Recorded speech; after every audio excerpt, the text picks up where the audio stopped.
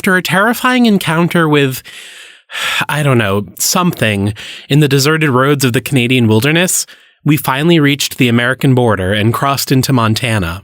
We were on the trail of the Flathead lake monster, a creature we had almost investigated last year until coming across a Thunderbird and chasing Faulkner halfway across the country. All right, it looks like we'll reach Lakeside in about an hour and a half. Well, in that case, I think it's time you tell me about the monster. Yeah, okay. The Flathead lake monster. For sake. People really need to start coming up with better names for lake monsters. They're all starting to blend together. Tell me about it. I swear, it's either just the whatever lake monster, or it's something that rhymes with Nessie. Chessie, Bessie, Tahoe Tessie. Oh my god. I know. Please tell me you're making those up. I wish I was making those up. Tell you what, we should get into monster PR, do some rebranding. All right. So, Flathead lake monster, also known to some as Flessie. No. Sorry, I am not making that up. But our story begins, as it so often does, with a legend from the native Kootenai people. Okay. According to legend, the tribe originally lived on an island in the middle of Flathead Lake. Now, one winter, the tribe was crossing the frozen lake to move their camp, and these two girls saw a pair of antlers sticking out of the ice. The girls, wanted them as a souvenir, so they decided to cut them off of whatever animal had died there. Well, as soon as they start cutting into the antlers, they start shaking. The antlers, not the girls. The ice begins splitting all around them, and it turns out that the antlers are connected to the head of a still living and now very angry lake monster. So at this point, the girls, who for some inexplicable reason also have magical powers, they transform into a ball and some sort of, archery target, and that apparently allows them to escape. What? I have no idea. Anyway, thanks to the monster, half the tribe falls through the ice and drowns.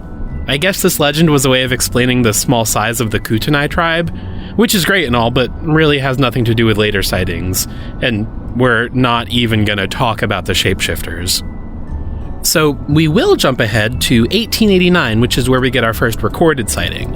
It comes from a man by the name of James Kerr, who was the captain of a steamboat called the U.S. Grant. Oh, I would love to go on a steamboat. Yeah, maybe not this one though. According to Kerr, he and 100 passengers saw what they first thought was a log coming towards the ship. As it gets closer, they realize it's something like a whale. One of the passengers freaks out and shoots at it, and the creature swims away.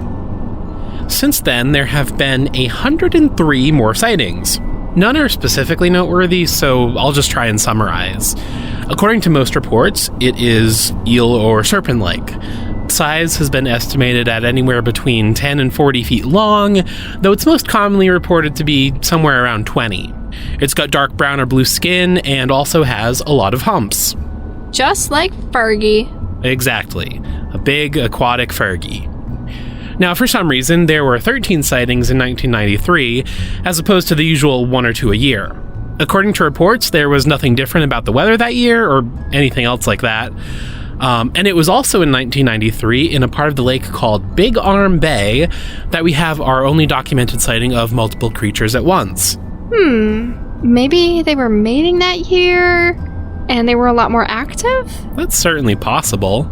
And there was a witness last year, right? Yes.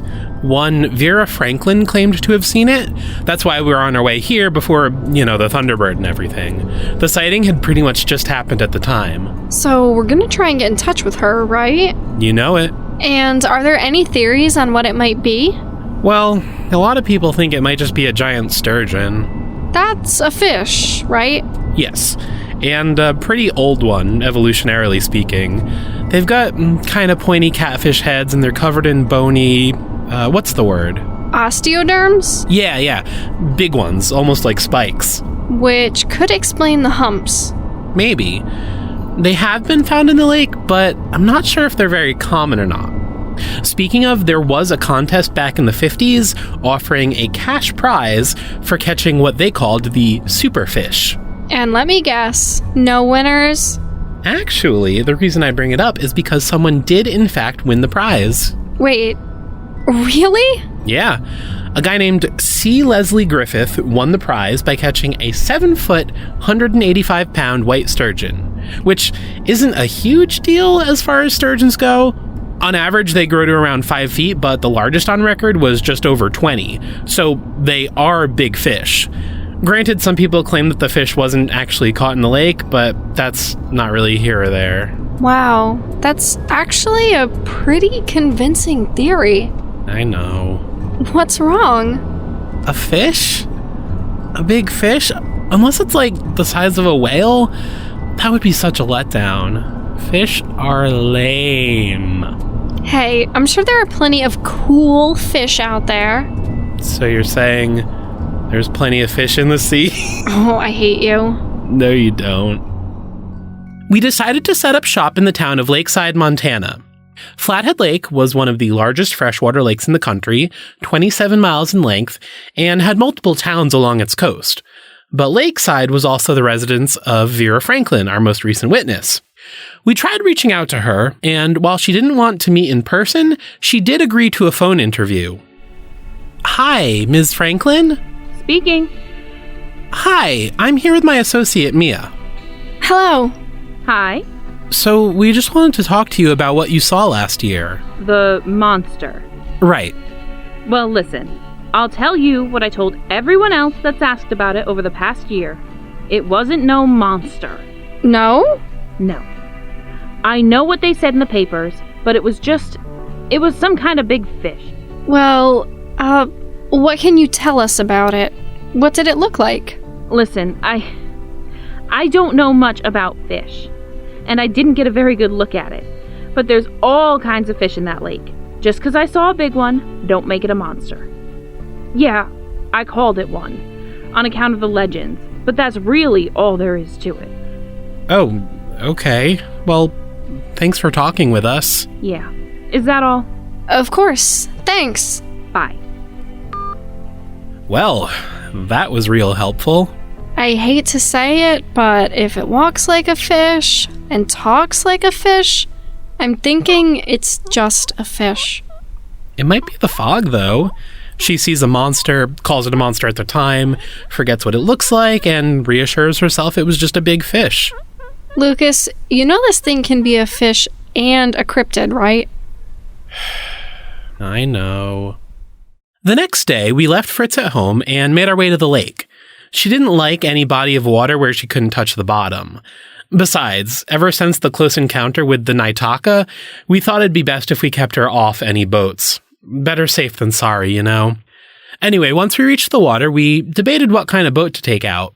A larger boat was Mia's first choice, given the size of the lake, but I wasn't really in the mood to get seasick again. And it's not like we were in any rush, we could take our time exploring. Not to mention, there had never been any reported attacks by the creature, so we didn't think we'd need a large boat for its protection. Now, the only other option at the boat rental place, which suited me just fine, was a small rowboat.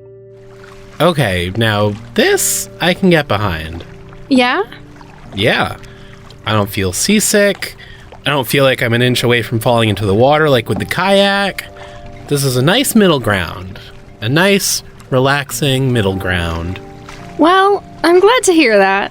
I told you we'd make you into an outdoorsman. Please, I am hardly an outdoorsman. Give it time. We spent the day exploring the lake and just generally scoping things out. Wait a minute. Okay, what's up? I think we're going the right way. Really? You sense something? Yeah, I do. Wait, what time is it? Little after 5, why? If we keep going now, we won't make it back before sundown. I'm all for exploring the lake, but not in the dark. Yeah, no thanks. I could not agree more. So, we come back here tomorrow, head for this area straight away? Yeah, if we come here first, we should have plenty of time. Alright, sounds like a plan. And so we made our way back to the docks where we had first set out that morning. Sure enough, by the time we were getting out of the water, the sun was almost down. After that, we split up for a bit. I dropped Mia off back at our room so she could let Fritz out, while I went to the store to pick up some food for dinner. I was walking around the store when I heard a voice that made me freeze. A familiar voice. It sounded like Quentin, the leader of a group, that cult we'd run into a few times before. I peeked around the aisle as stealthily as I could, and sure enough, it was him. At least, I was pretty sure. I know Mia talked to him longer than I did, but I kept watching. He was with another man and looked angry. Mia had taken our sound equipment back to the motel when I dropped her off, so I started recording with the only thing I had on me, my cell phone. Sorry in advance for the audio quality. My phone doesn't have a great microphone, and I couldn't get too close since I was trying to be discreet. Sir, I just wanted to say again, I am so sorry. What did I say to you this morning, Jacob? Not to speak again until spoken to. And what is it you're doing right now? Speaking, sir. I'm sorry. Not yet, you're not. You've wasted enough of my time in this forsaken town. I mean, really, what exactly about a gigantic fish sounded to you like one of the divine messengers? It was aquatic. I thought... No, Jacob, you didn't think. In all your time with the church, have you heard a word I've said? Messengers are a divine hybrid of man and the Leviathan. You think that thing in the lake looked anything like a man? No, sir. I don't care. I've heard enough of your excuses. Yes, sir. Let's get moving. I want to reach California by morning. Yes, sir. Okay, the cult guys are in the checkout line right now. I'm gonna head outside and see if I can get anything else.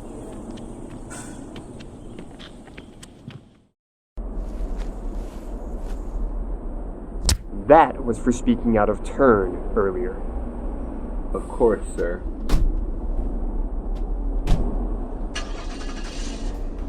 After making a note of the car's license plate, I watched it until it drove away.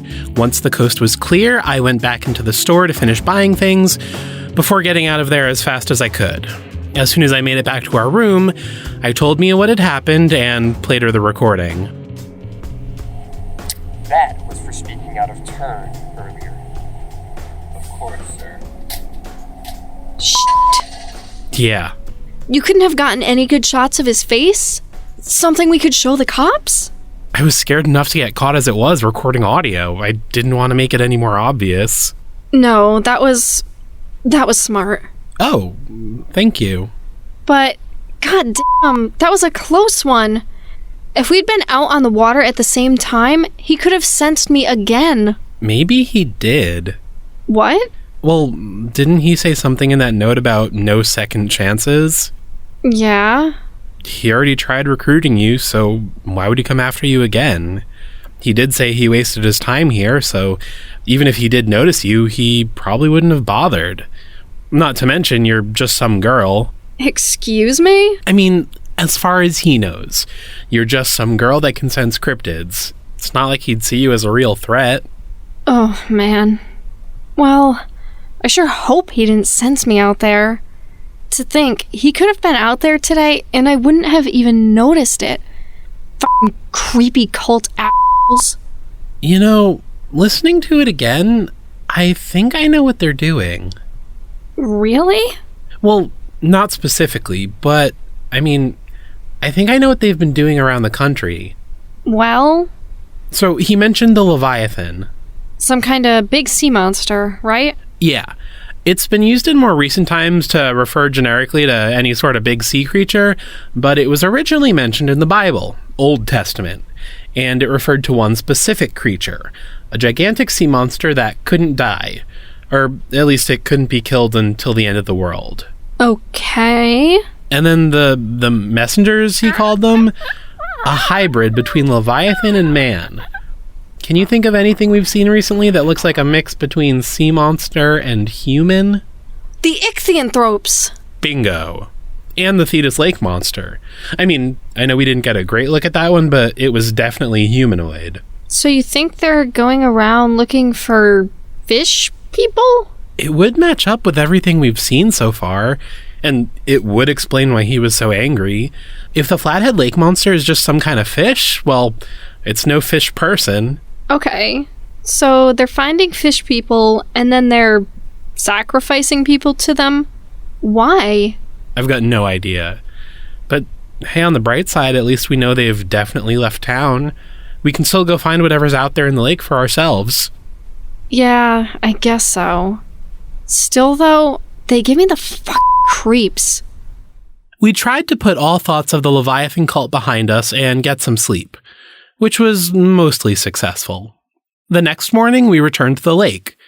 Hopefully, Mia would be able to use her powers again to find the monster, but we also brought along some bait, just in case.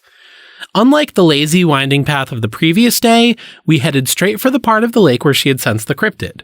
And soon enough, we were in luck. Okay, I'm sensing it again. Yeah?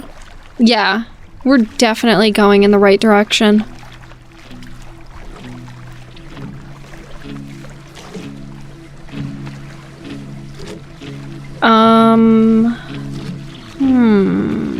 What?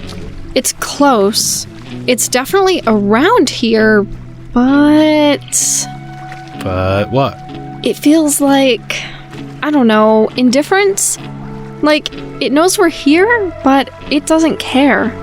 Okay, well, good thing we brought bait. I guess. That stuff smells like old vomit. The things we do for love, right? After waiting for a few more minutes, something finally did in fact appear. A large, dark shape, maybe 8 or 9 feet long, slowly approached us through the water, just under the surface. Looks like it is a sturgeon after all. I mean, yeah, that is one big fish, but still. No. No? Lucas, I don't think that's the monster. What do you mean? It's clearly As the large sturgeon approached, the real lake monster lunged up from deeper below and bit the sturgeon clean in half. The monster was some kind of fish itself, but something much bigger and more ancient looking. Why did I think a rowboat was a good idea? That thing could sink the boat in seconds. Lucas, calm down. I told you, it doesn't care about us. Right. Still though, that thing nearly gave me a heart attack. Yeah, I guess we know what it eats. What? There's always a bigger fish.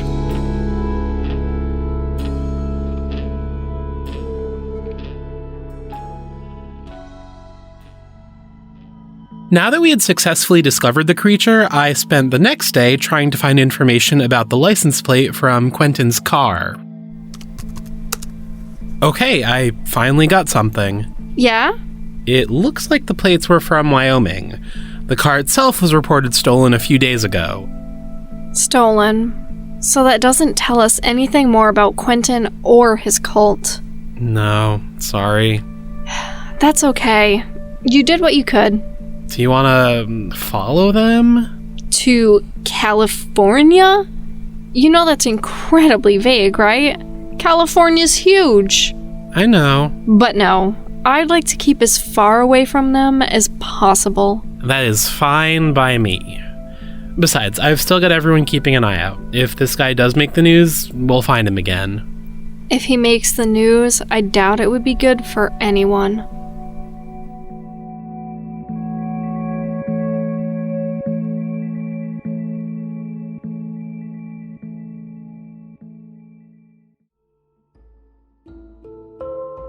Okay, field notes. Flathead Lake Monster. The creature was some kind of massive fish measuring approximately 27 feet long. Its head was the color of rust and covered in plates of thick, bony armor. The rest of the creature was a mottled brown, darker on top and fading to a lighter tan on its underside. Now its teeth, they were unlike anything I've ever seen. Instead of having a row of separate teeth, each jaw held a solid wall of jagged bone. It cut that sturgeon in half like a pair of scissors. Besides that, it had 2 large pectoral fins located almost right behind the head, and 2 small pelvic fins near the tail. It also had a row of spiny fins running along its back. These might explain the humps that people report seeing. Now, as best as we can tell, the creature is most likely a descendant of the Dunkleosteus. Dunkleosteus belonged to the placoderms, which were a group of armored fish, and the Flathead lake monster certainly does resemble one. I know the creature was large, but estimates place Dunkleosteus at around 20 feet long, so it's possible that the creature isn't much bigger than normal. So really, the only odd thing about this creature is that it hasn't gone extinct, which isn't the first time that's happened. A lot of cryptids seem to be species that should be extinct. I wonder if that's another weird byproduct of the fog. End field notes.